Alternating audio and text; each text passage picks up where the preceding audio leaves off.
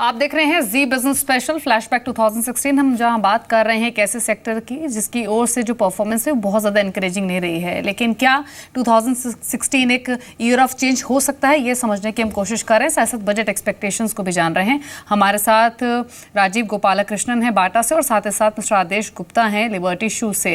Mister Gupta, आपने अपने wish list भी बताई, आपने बताया कि भी इंडस्ट्री के सामने क्या चैलेंजेस हैं।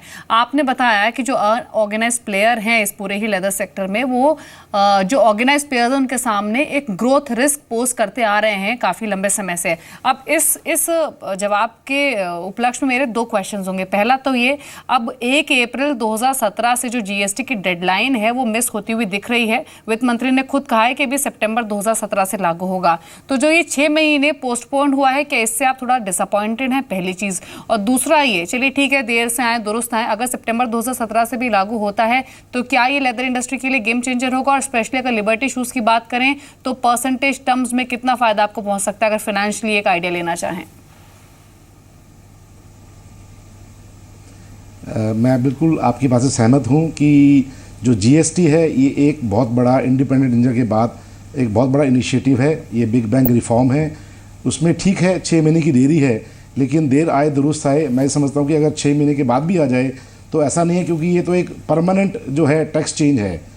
तो अगर उसमें अप्रैल में आए बहुत अच्छी बात है, नहीं भी आया तो सितंबर में भी आए तो भी मैं समझता हूँ कि फुटवेयर सेक्टर के लिए ये गेम चेंज के रूप में काम करेगा। क्योंकि अभी जो स्थिति है उसमें ये है कि जो मिनिमम वेजेस हैं और एक्साइज ड्यूटी है और वैट का जो मिश्रण है वो करीबन 25% आता है ऑर्गेनाइज सेक्टर के ऊपर, जबकि अनऑर्गेनाइज सेक्टर जो है ना तो वो मिनिमम वेजेस देता है और उसके अलावा एक्साइज में उनको छूट मिली हुई है, या फिर ये है कि वो टैक्स नहीं देते हैं, वैट की भी कहीं ना कहीं थोड़ी रहती है। तो उसके वजह से जो एक अनऑर्गेनाइज सेक्टर है उसको ये एडवांटेज मिलता है कि उसको माल बेचने में या कम्पीट करने में। लेकिन हमने ये देखा कि डीमोनेटाइजेशन के बाद, जैसे अभी आपने देखा पिछले 2-1.5 महीने में एक बहुत बड़ा चेंज आया है। जो ऑर्गेनाइज सेक्टर है, हमने वहाँ पर ये देखा है कि डीमोनेटाइजेशन का जो फ़ायदा है सबसे ज़्यादा ऑर्गेनाइज सेक्टर को मिला है।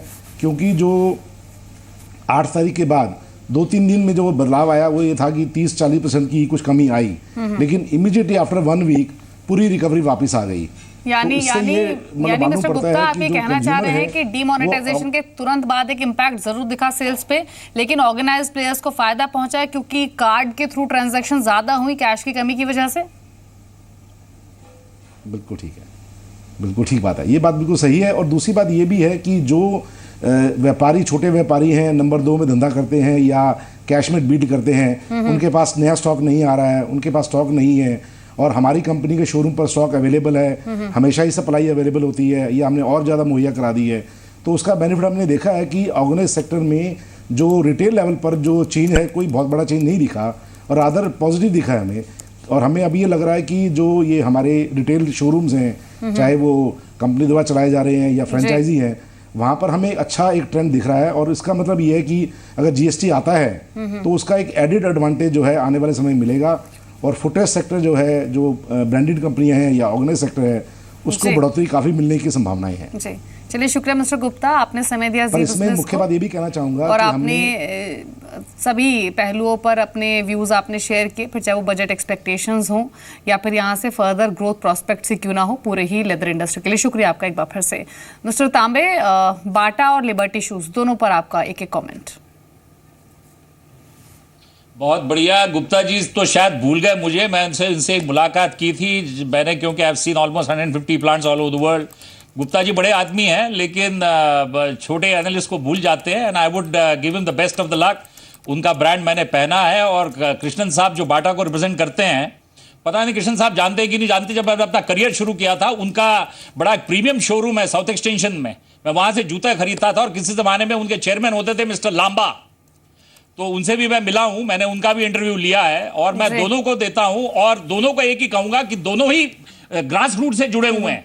और जब आप ग्रास रूट से जुड़े रहते हैं कंपनी के साथ, तो company has to grow. Because Rita Singh जो आई थी, शायद गुप्ता जी और वो जानते होंगे, उनका एक मिड ईस्ट इंटीग्रेटेड स्टील और वो जो ब्रांड उन्होंने निकाला था वो धुलाई हो गई उनकी, क्योंकि आप जमीन के साथ जुड़ते नहीं है। गुप्ता जी जमीन के साथ जुड़े हुए हैं, तो इसलिए लिबर्टी चलेगा। ये एक ब्राह्मण का वाक्य है और ब्राह्मण कभी झूठ नहीं बोलता। जी, तो बाटा और लिबर्टी शूज दोनों पर मिस्टर तांबे पॉजिटिव हैं। इम्तियाज, एक लास्ट कमेंट आपका इन दोनों स्टॉक्स पर। मेरे ख्याल से इतनी चर्चा होने के बाद there should not be a question of asking the technical outlook. Fundamentally काफ़ी ज़्यादा पॉजिटिव है, तो मेरे ख्याल से long term horizon is looking very good. No doubt most probably जो फ्लक्चुएशन है मार्केट के अंदर, जो fluctuation on the stocks, pressures काफ़ी ज़्यादा है मेरे ख्याल से। लास्ट अगर हम टेक्निकली चार्ट भी देखें 2-3 महीने से स्टॉक्स में काफ़ी ज़्यादा बिकवाली है, बट बॉटम लेवल पे स्टैंड कर रहा है। Any given point of time there could be a U turn on the technical.